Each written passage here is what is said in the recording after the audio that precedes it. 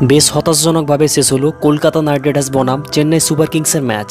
একটি নয় তিনটি আসল কারণের জন্য আজ কলকাতা নাইট রাইডার্স এই আইপিএল 2024-এ চেন্নাইয়ের কাছে 7 উইকেটের ব্যবধানে ম্যাচটিকে হেরে এই আইপিএল 2024-এর প্রথম হারের মুখ দেখল।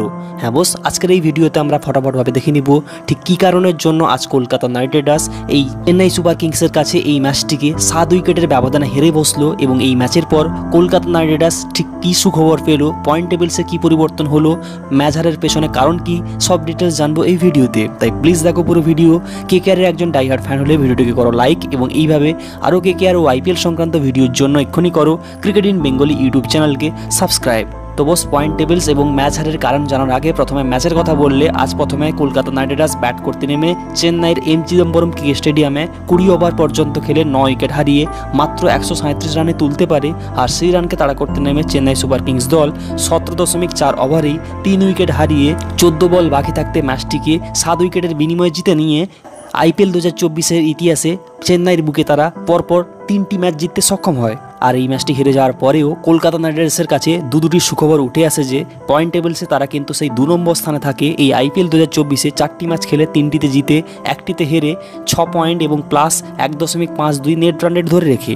এবং এই ম্যাচটির পরে চেন্নাই সুপার কিংস দল জেতার পরেও সেই 4 নম্বর স্থানে থাকে। এই আইপিএল 2024-এ 5টি ম্যাচ খেলে 3টিতে জিতে 2টিতে হেরে 6 পয়েন্ট এবং প্লাস 0.6 নেট রান রেট ধরে রেখে। এবং এই পয়েন্ট টেবিলসে রাজস্থান থাকে সেই 1 নম্বরে, 2 নম্বরে কেকেআর, 3 নম্বরে লখনৌ টিম, 4 নম্বরে চেন্নাই এবং 5 নম্বরে হায়দ্রাবাদের দল থাকে। যেটা শুধু তাই নয়, আজকের ম্যাচ থেকে কেকেআরের জন্য আরেকটা যেটা গুড নিউজ উঠে আসে সেটা হলো বৈভব আরোরার দুর্দান্ত বোলিং। কেননা বাকি কেকেআরের বোলাররা যেভাবে ব্যর্থ হয়েছিল রান আটকাতে, উইকেট নিতে, সেখানে বৈভব আরোরা মারাত্মকভাবে বোলিং করে দুটি উইকেট নিতে সক্ষম হয়। যাই হোক, এই ম্যাচটি হারের পেছনে কেকেআরের যে 3টি আসল কারণ বেরিয়ে আসে সেটা হলো কেকেআরের জঘন্য ব্যাটিং।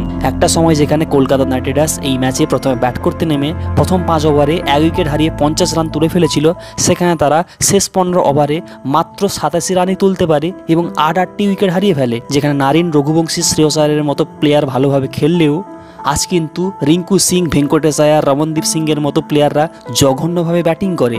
আর এটাই কলকাতা নাইট রাইডার্সের ম্যাচ হারের অন্যতম কারণ। টি20 ক্রিকেটে মাত্র এইটুকু রান তুলতে পারা। সেটা দ্বিতীয় যে গুরুত্বপূর্ণ কারণটি সেটা হলো টসে হারা এবং ডিউ ফ্যাক্টর। হ্যাঁ বস, চেন্নাইয়ের বুকে সচরাচর দেখা যায় যে যারা টসে হেরে প্রথমে ব্যাট করে তাদেরকে কিন্তু ম্যাচ জিততে খুবই সংঘর্ষ করতে হয়। আর সেটাই হলো কলকাতা নাইট রাইডার্সের ক্ষেত্রে, ম্যাচটিকে হেরে বসলো। আর শ্রেয়স আয়ার আজকে টসের সময় ম্যাচ হেরে এটাই বলেছিল, তারাও চেয়েছিল আজকে টসে জিতে প্রথমে বল করতে, কেননা এখানে ডিউ ফ্যাক্টর থাকে এবং উইকেটটা প্রথম দিকে বোলিং ফ্রেন্ডলি হয় এবং যত সময় করায় সেটা ব্যাটিং ফ্রেন্ডলি হতে থাকে। আর এটাই তাই আজ কেকেআরের ম্যাচ হারের বড় কারণ। এছাড়া আজকে কিন্তু রাসেলকে 8 নম্বরে ব্যাটিং করতে পাঠানোটাও কিন্তু কেকেআরের এই ম্যাচ হারের বড় কারণ। কেননা আজ যদি রাসেল আগে আসতো তাহলে একটু চাপ মুক্ত হয়ে দুর্দান্তভাবে বড় ইনিংস খেলতে পারত। তো এই ছিল আজকের ভিডিও।